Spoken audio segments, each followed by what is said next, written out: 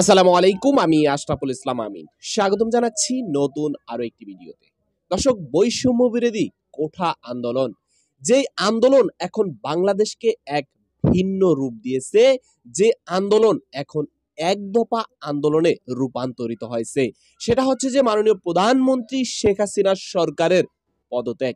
সম্মানিত দর্শক বেরা, কোঠা আন্দোলনের শুরু থেকেই একজন মানুষ খুবই আলোচিত, সমালোচিত, আর সেটা হচ্ছে যে চট্টগ্রামের ফারহাজ করিম চৌধুরী এবার মা ও ছেলে জাতির কাছে ক্ষমা চাইলেন। দর্শক, একটু ভিডিওর অংশ দেখাবো, তাহলে বিষয়টি আরো সুন্দর করে আপনারা বুঝতে পারবেন। চলুন একটু ভিডিওর সামান্য অংশ দেখি আগে। দেশ জুড়ে চলমান আন্দোলনে শিক্ষার্থীদের সাথে সমর্থন না জানানোর কারণে বেশ সমালোচনার মুখে পড়েন সামাজিক মাধ্যমে পরিচিত মুখ চট্টগ্রামের তরুণ রাজনীতিবিদ ফারাজ করিম চৌধুরী। এবার এক ভিডিও বার্তায় তার মা রিজওয়ানা ইউসুফ এর কারণ প্রকাশ করেন এবং ক্ষমা চান।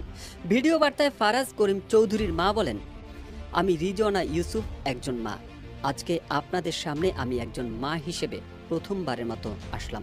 আমার ছেলেকে আপনারা সবাই চিনেন, ফারাজ করিম চৌধুরী, যাকে আপনারা মানবতার ফেরিওয়ালা বলেন আপনাদের নিজেদের ভালোবাসা থেকে। আজকে জাতির এই সংকটজনক মুহূর্তে আমার ছেলে চুপ। এটার কারণ মা হিসেবে আমি অন্তত জানি। সে যে ত্যাগটা স্বীকার করছে, সেটা কোনো দালালির জন্য না, কোনো দলের জন্য নয়। সেটা তার পারিবারিক একটা চাপের মধ্যে আছে দেখেই সে আপনাদের পাশে দাঁড়াতে পারেনি। কিন্তু সে মন প্রাণ দিয়ে যতটুকু পারছে কাজ করছে, চেষ্টা করছে যাদেরকে ধরে নিয়ে যাওয়া হয়েছে তাদেরকে যদি ছাড়ানো যায়। দর্শক, নিশ্চয়ই ফারহাজ করিমের মায়ের থেকে ভিডিওর সামান্য অংশ দেখলেন। সে সেখানে স্পষ্ট বলেছে, আমার ছেলে পারিবারিক কোনো চাপের কারণে কোনো কথাবার্তা বলতে পারে নাই। দিন শেষে আপনার কি মতামত, টুপ করে কমেন্ট বক্সে লিখে ফেলুন। সম্মানিত দর্শক ভাইরা, এ হচ্ছে টোটাল বিষয়। এখন দেখা যাক যে আসলে পরিস্থিতি কেমন হয় বা পরিস্থিতি কেমন ঘটে।